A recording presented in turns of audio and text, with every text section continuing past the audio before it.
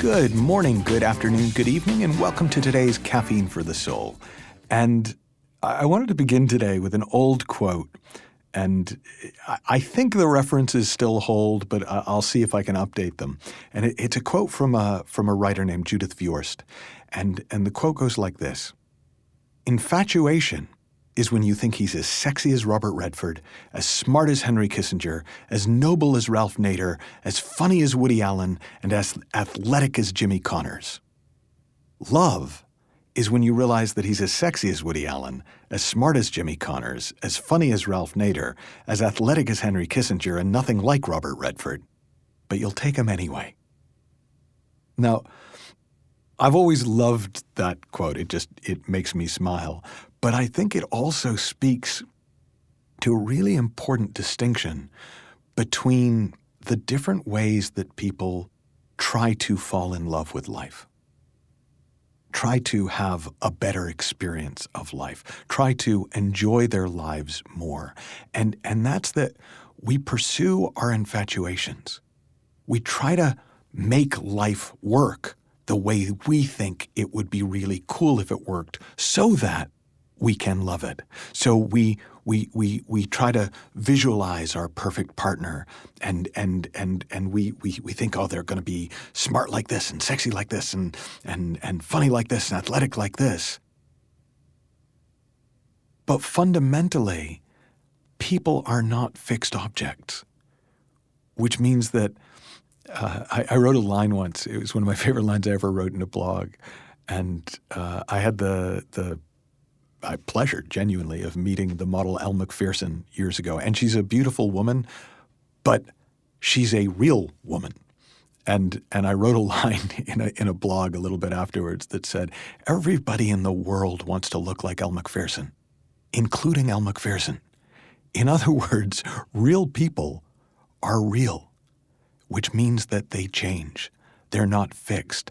They're not always one way. Life itself is not fixed. It is continually changing. It is alive by its very nature. So if we think we will only love it when it is in one particular form, we're never going to stay in love with life, because life is fickle, because life is made of aliveness. And our experience of life is made of thought, which is even fickler, if that's a word. It's even more changeable than life itself, because thought can change in a heartbeat. So if we want to fall more deeply in love with life, that can't be about making life look a certain way. We have to fall in love with the aliveness at the heart of life itself. We have to fall in love with all the realities. I love the wedding vows. I love them far more today than I did when I said them 29 plus years ago at my own wedding. For richer or for poorer, in sickness and in health. It's not when things are going well, I promise to love this person, but, unless things go crappy and then I'm out. It's a recognition that we're going to experience a full range of life in our lifetime. The philosopher Heraclitus said, you can't step in the same river twice, because it's continually moving, it's continually changing. Well, life is like that. Now, when my wife and I were younger, we very much wanted things to stay a certain way and go a certain way. And we would talk about how we were, not sure we wanted to get old because we could see our parents and other people getting old. And it was like, it doesn't look fun. And then what happened was someone very close to us got sick. And we suddenly realized, you know what? We want to be all the ages. We don't want out when it starts getting inconvenient.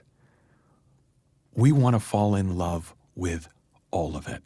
And for me, that's what is ultimately on offer in this conversation. I remember when I was writing the book, The Space Within, I went back and forth on what to call it. And my favorite title was falling in love with life, because it was at the heart of what I think understanding gives to us. When we understand how it works, when we start to see that we're made of life itself, that we're made of love, that we are the energy and the aliveness of the universe taking form, then the whole thing is made of love. It's easy to fall out of our conceptual minds and into love with everything.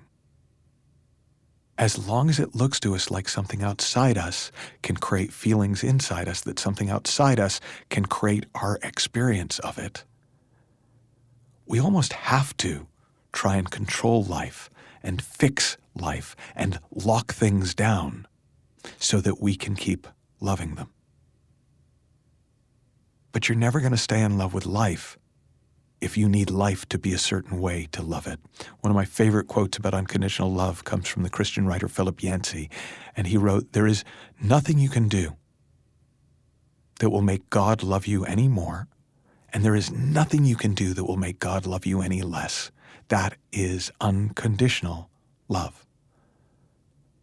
If we want to fall in love with life, that love kind of has to be unconditional, because life is continually changing the conditions.